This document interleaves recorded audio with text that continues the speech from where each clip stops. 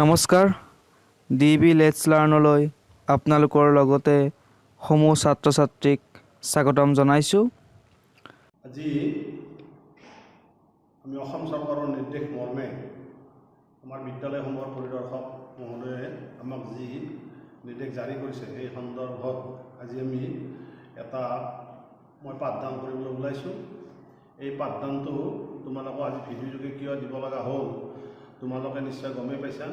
আজি কেইবাদিনো ধৰি আমাৰ যিটো কৰোণা ভাইৰাছ গোটেই দেশতে মহামাৰীৰ ৰূপত দেখা দিছে, ইয়াৰ কাৰণে অসম চৰকাৰে এই ৰোগ নিৰাময়ৰ কাৰণে আমাৰ লকডাউন কৰিছে আৰু এই লকডাউনৰ কাৰণে আমাৰ 21টা দিন বন্ধ ৰাখিছে।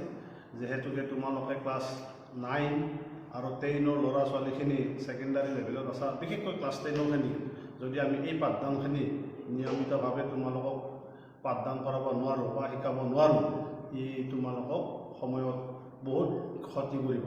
সেই উদ্দেশ্য আগত ৰাখিয়েই মই তোমালোকক আজি এটা পাঠ শিকাম আৰু সেই পাঠটো তোমালোকে আটাইয়ে মনোযোগেৰে শুনিবা আৰু মই আশা ৰাখিছোঁ ইয়াৰ পৰা তোমালোকে ফলপ্ৰসূ হ'বা। আজি আমি যিটো পাঠ শিকাম সেই পাঠটো হ'ল আমাৰ ইংৰাজী গ্ৰামাৰৰ বিষয়ে শিকাম। এই গ্ৰামাৰৰ ইংৰাজীৰ টপিকটো হ'ল আমাৰ according to grammatical structure kinds of sentences বা kinds of sentences according to grammatical structure আমি দুই ধৰণে ক'ব পাৰোঁ। আজি আমি kinds of sentenceৰ বিষয়ে পঢ়াম। সেন্টেন্স তোমালোকে নিশ্চয় জানা, according to purpose আৰু according to structure। according to purpose হ'ল আমাৰ 5 প্ৰকাৰৰ আৰু according to structure হ'ল আমাৰ 3 প্ৰকাৰৰ। সেই 3 প্ৰকাৰৰ ভিতৰত মই তোমালোকক কৈছোঁ এয়া হ'ল আমাৰ simple, compound, complex. Simple, compound, complex.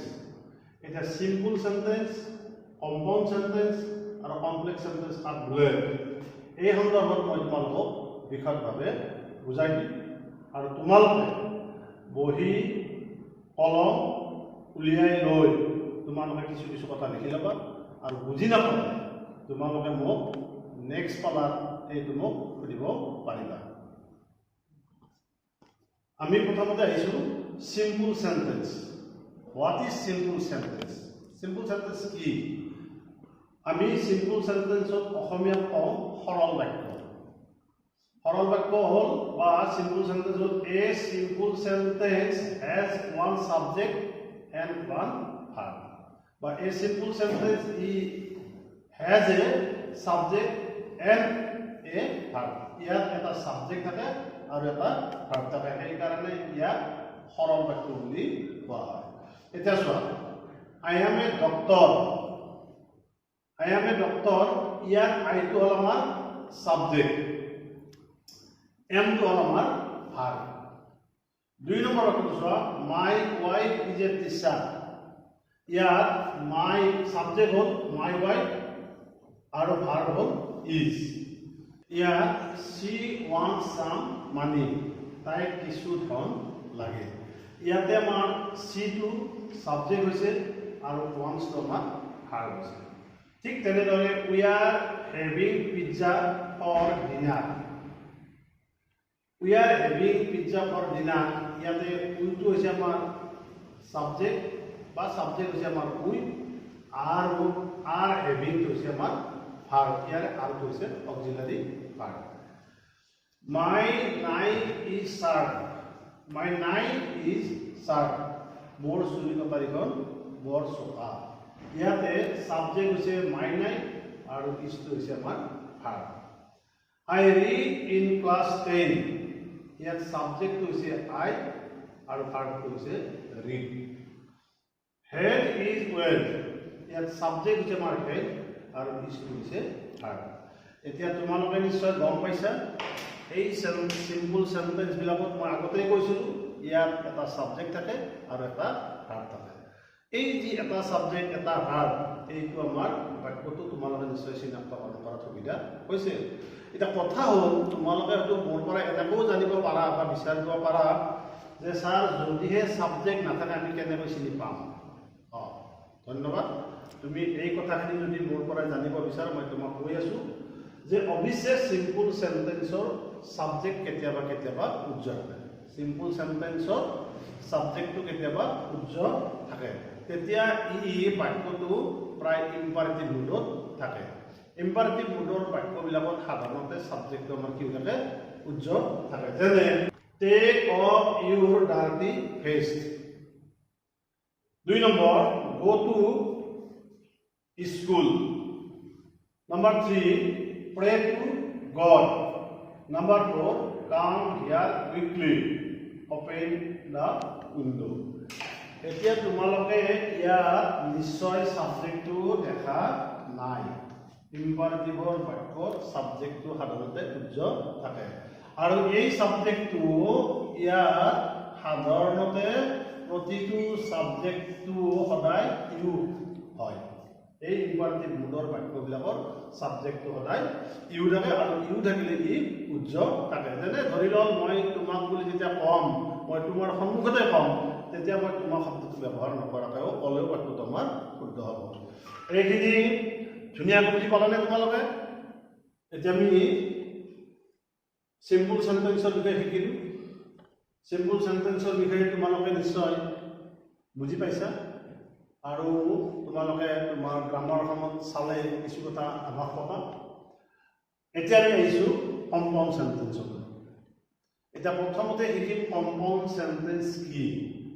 Compound সেন্টেন্সক আমি যৌগিক বাক্য বুলিও কওঁ যৌগিক মানে হ'ল যোগ দুটা বস্তুক যোগ কৰাকে আমি কি বুলি কওঁ যৌগিক বুলি কওঁ যৌগিক হ'ল a compound sentence has two or more than independent clause কি বুলি ক'লো যে কম্পাউণ্ড সেন্টেন্সৰ দুই বা ততোধিক ইন্ডিপেন্ডেন্ট ক্লজ থাকে অৰ্থাৎ স্বাধীন বাক্য থাকে এতিয়া এটা চোৱা মই দি দিছো ইন্ডিপেন্ডেন্ট প্লাস ইন্ডিপেন্ডেন্ট দুটা বুলি কৈছিলো নহয় এই এটা ইন্ডিপেন্ডেন্ট সেন্টেন্স এই এটা ইন্ডিপেন্ডেন্ট সেন্টেন্স মই তোমালোকক দেখুৱাই দিম আৰু মই ইয়াতে যে প্লাস চিহ্নটো দিছো এই প্লাস চিহ্নটোৱে বাক্যটো যোগ কৰিব এই যোগ কৰাখিনিকে আমি কি বুলি কম যৌগিক বুলি কম এই যৌগিকক আকৌ ইংৰাজীত আমি কেনেকৈ কম শুনা মাই সন ইজ এ ডক্টৰ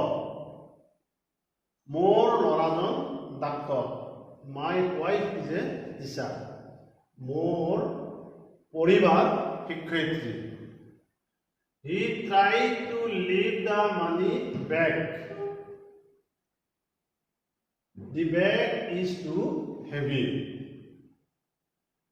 এইটো এটা স্বাধীন বাক্য এইটো এটা স্বাধীন বাক্য ই নিজে নিজে অৰ্থ প্ৰকাশ কৰিব পাৰিছে আৰু এই বাক্যটো নিজে নিজে অৰ্থ প্ৰকাশ কৰিব পাৰিছে এই বাক্যটোতো সাবজেক্ট ভাৰ্ব আছে ই নিজে স্বাধীন হৈ প্ৰকাশ পাইছে দি বেগ ইজ টু হেভি এইটো এটা সাবজেক্ট ভাৰ্ব আছে এইটো এটা স্বাধীন বাক্য ই নিজে নিজে প্ৰকাশ হ'ব পাৰিছে আৰু অৰ্থ প্ৰকাশ কৰিছে she did not have enough cash তাইৰ নগদ ধন বেছি নাই she paid by credit card তাই ধনখিনি ক্ৰেডিট কাৰ্ডৰ দ্বাৰা পৰিশোধ কৰিব এইটো এটা আমাৰ ইন্ডিপেন্ডেন্ট সেন্টেন্স ই স্বাধীন বাক্য এইটো এটা আমাৰ ইন্ডিপেন্ডেন্ট সেন্টেন্স ই এটা স্বাধীন বাক্য ইও কাৰো সহায় নোলোৱাকৈ অৰ্থ প্ৰকাশ কৰিব পাৰিছে এইটো অংশও অৰ্থ প্ৰকাশ কৰিব পাৰিছে ঠিক তেনেদৰে we can take a taxi গাড়ী to the airport we can just walk there ইয়াতো সাবজেক্ট ভাৰ্বে আমাক সম্পূৰ্ণ অৰ্থ প্ৰকাশ কৰিছে আৰু এই বাক্যটো এটা আমাক সম্পূৰ্ণ অৰ্থ প্ৰকাশ কৰিছে এইটো এটা ইন্ডিপেন্ডেন্ট সেন্টেন্স বা সিম্পল সেন্টেন্স এইটো এটা ইন্ডিপেন্ডেন্ট সেন্টেন্স এইটো এটা আমাৰ simple sentence God made country man made town ঈশ্বৰে আমাৰ দেশখন সৃষ্টি কৰিছে আৰু মানুহে আমি নগৰ বা চহৰ বা গাঁও সৃষ্টি কৰিছো we should work hard you will fail এইটো এটা আমাৰ স্বাধীন বাক্য ইন্ডিপেন্ডেন্ট সেন্টেন্স এইটো এটা independent sentence she must quit তাই কান্দিব লাগিব she will die তাই মৰিব ইয়াতো সাবজেক্ট ভাৰ্ব আছে ইয়াতো সাবজেক্ট ভাৰ্ব আছে এতিয়া মই তোমালোকক কথা এটা ক'ব বিচাৰিছো এই যে মই দুটা স্বাধীন বাক্য মই বেলেগ বেলেগকৈ দেখুৱালো এতিয়া কম্পাউণ্ড সেন্টেন্স শব্দটোৰ অৰ্থ ইয়াত প্ৰকাশ পাব লাগিব নহয়, যৌগিক হ'ব লাগিব। এই বাক্যবিলাক সংযোগ কৰাৰ কাৰণে দুইটা বাক্য লগ লগাৰ কাৰণে আমি কিছুমান কোঅৰ্ডিনেটিং কনজাংচন ৱৰ্ড ব্যৱহাৰ কৰিম। কোঅৰ্ডিনেটিং কনজাংচন, এই কোঅৰ্ডিনেটিং কনজাংচনটো এনে মাই সন ইজ এ ডক্টৰ, মোৰ ল'ৰাজন ডাক্তৰ, and my wife is a teacher, আৰু মোৰ পৰিবাৰ শিক্ষয়িত্ৰী। He try to leave the money bag, তেওঁ টকাৰ বেগটো তুলিবলৈ চেষ্টা কৰিছিল। But the bag is too heavy, কিন্তু বাকচটো বহুত গধুৰ আছিল। She did not have enough cash, তেওঁৰ যথেষ্ট নগদ ধন নাছিল। So সেইকাৰণে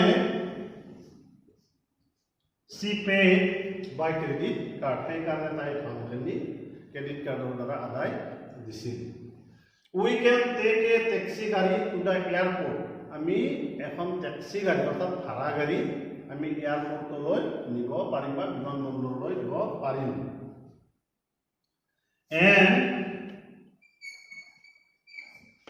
we can just walk there, আৰু আমি তালৈকে খোজকাঢ়ি যাব পাৰিম।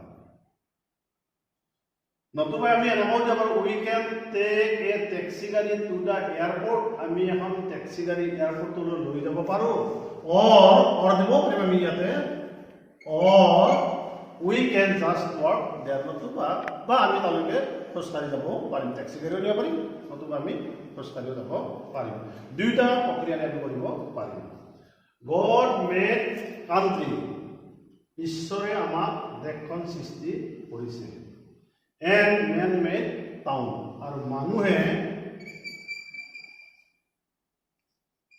man made town, আৰু মানুহে নগৰ বা চহৰ বা গাঁওবোৰ সৃষ্টি কৰিছে। মই ইয়াত টাউনৰ কথাই কৈছোঁ, যদিও মই মুখেদি বাকীখিনি কৈছোঁ, কিন্তু ইয়াত এটাই কৈছোঁ।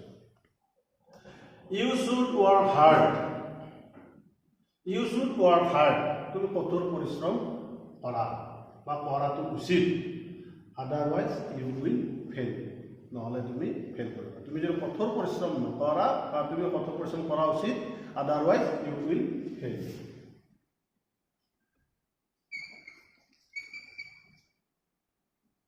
Otherwise you will fail.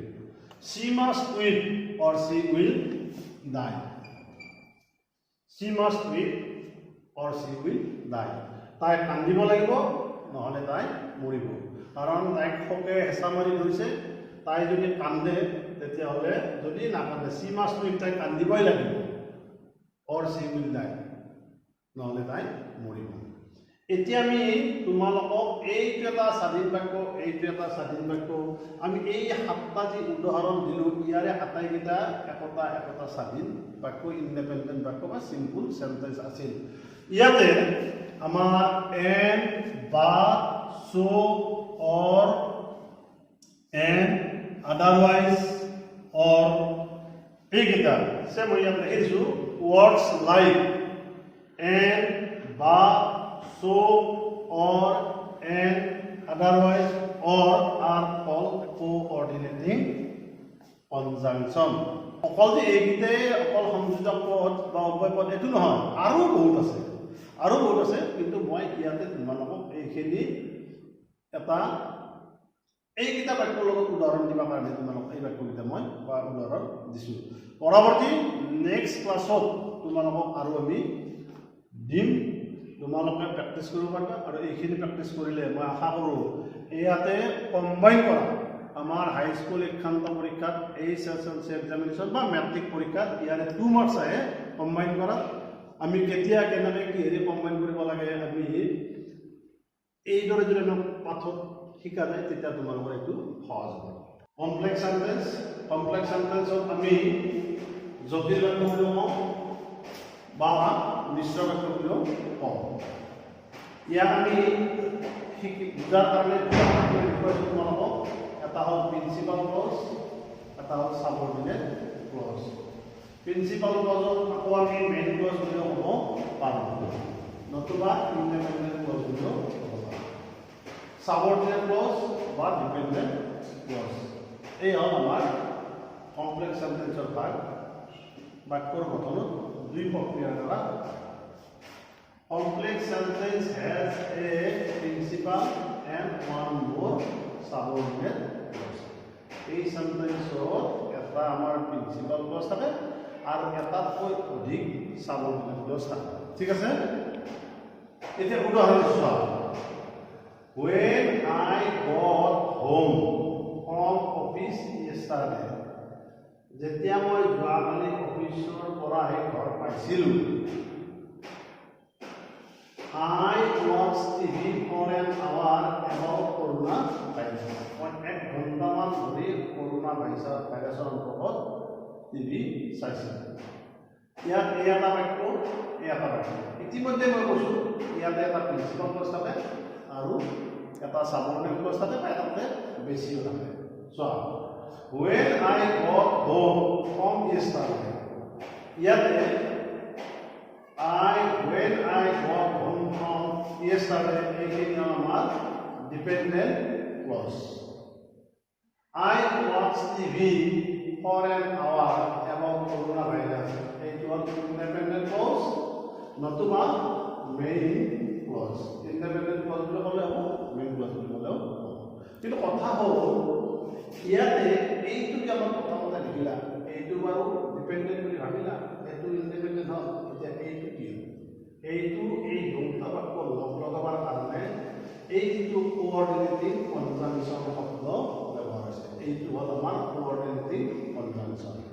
মই আগতে কৈছোঁ তোমালোকক, এটা প্ৰিন্সিপাল ক্লজ আৰু এটা সাবঅৰ্ডিনেট ক্লজ।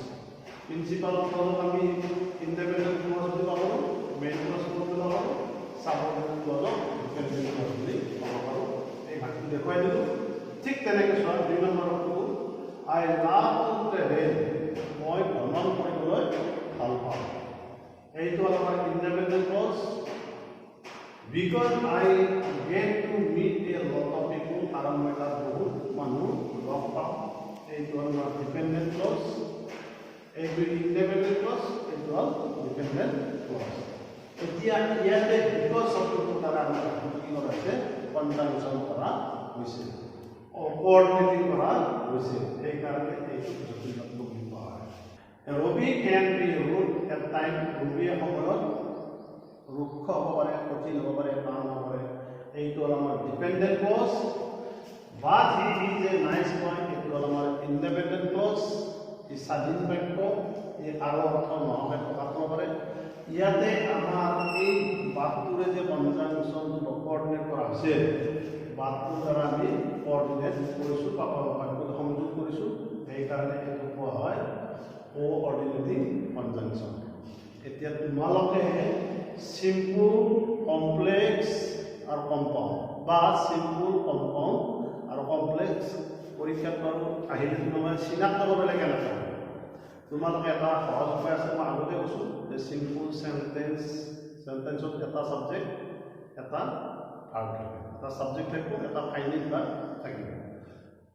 আমাৰ কম্পাউণ্ড চেণ্টেন্স শিকিলোঁ, তাতে দুটা স্বাধীন বাক্য আছিল। দুটা স্বাধীন বাক্য এনেৰে, বাটেৰে, অৰেৰে, ইয়েতেৰে, আদাৰৱাইজেৰে দুটা বাক্য আমি লগ লগাইছিলোঁ। লগ লগাওঁতে সিহঁতে দুটা বাক্য লগ হওঁতে তাতে আমি কমা দিবলৈ এন, বাৰ, অৰ দিয়া নাছিলোঁ। সেইকাৰণে এহেঁত আমাৰ কম্পাউণ্ড চেণ্টেন্স। কিন্তু কমপ্লেক্স চেণ্টেন্সৰ এটা অংশ সমাপ্ত হোৱাৰ পিছত আমি কমা চিনটো ব্যৱহাৰ কৰোঁ, আৰু কমা চিনটো ব্যৱহাৰ কৰিয়ে আমি সাবঅৰ্ডিনেট ক্লজটো ব্যৱহাৰ কৰোঁ। তেতিয়াহ'লে তোমালোকৰ বাক্যটো চিনাক্ত কৰিব দিয়ে। এই কমাৰ পিছত যদি বাক্য এটা সমাপ্ত হোৱাৰ পিছত কমা চিনটো থাকে, ততো এইটো চোৱা, ইয়াতে এনেকুৱা ধৰণৰ বাক্যবিলাক থাকিলে এই কমপ্লেক্স চেণ্টেন্স বুলি ধৰি ল'ব। এইটো কমপ্লেক্স চেণ্টেন্স, কমপ্লেক্স হ'ব অৰ্থাৎ জটিল হ'ব। তলৰ বাক্যকেইটা চেণ্টেন্সবোৰ নিৰ্ণয় কৰা।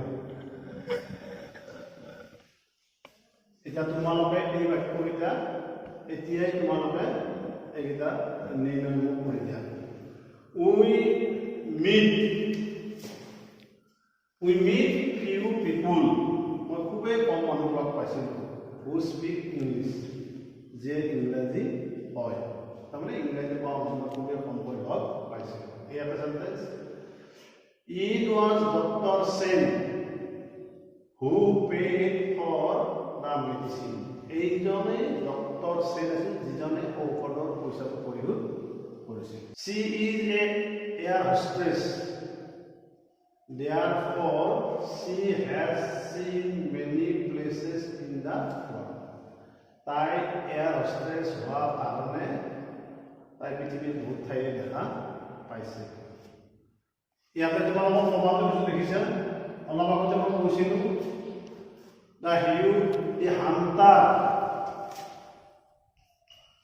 the hunter killed the tiger easily. The hunter to subject, কিন্তু ভাৰ্ব। এই বাক্যটো তোমালোকে চিনাক্ত কৰিব লাগে, কোনটোত হ'ব, চিম্পল হ'ব, কমপ্লেক্স হ'ব নে কম্পাউণ্ড হ'ব। Arnab can be wicked at time but he is nice boy, Arnab সময়ত দুষ্ট হ'ব পাৰে কিন্তু সি ধুনীয়া। এই সেন্টেন্স কেইটা আমি ইতিমধ্যে যে শিকালো, সিম্পল, কম্পাউণ্ড, কমপ্লেক্স, এই তিনিটা বাক্য তোমালোকে এইকেইটা মোক লিখি দেখাবা। এতিয়া মই তোমালোকক সেন্টেন্সৰ বিষয়ে আজি শিকালো। সেন্টেন্সৰ বিষয়ে যেনেকৈ শিকালো তোমালোকক এইকেইটা হোমৱৰ্ক হিচাপে দিম। এই হোমৱৰ্কখিনি তোমালোকে সুন্দৰকৈ ঘৰত কৰি আনি মোক দেখুৱাবা। 1 নম্বৰ, মই ইয়াত দিছোঁ ট্ৰান্সলেট ইনটু ইংলিছ, ইংৰাজীলৈ অনুবাদ কৰা। আমাৰ মেট্ৰিক পৰীক্ষাত ইয়াতে 5 মাৰ্কছ আছে, ট্ৰান্সলেট ইনটু ইংলিছত 5 মাৰ্কছ আছে। অৱশ্যে এইটো কথা ঠিক যে অকল কমপ্লেক্স সেন্টেন্সৰে বা চিম্পলৰে বা কম্পাউণ্ডৰে আহিব তেনেকুৱা নহয়, সকলো মিলি আহিলেও মই তোমালোকক আজি যিহেতু এইটো পাঠ শিকাইছোঁ মই ইয়াৰ ওপৰতে দিছোঁ। উপাসনাই সদায় স্কুললৈ যায়। ভাৰতবৰ্ষ এখন প্ৰাচীন দেশ, যিমানে পঢ়িবা সিমানে শিকিবা। সদায় সঁচা কথা কবা।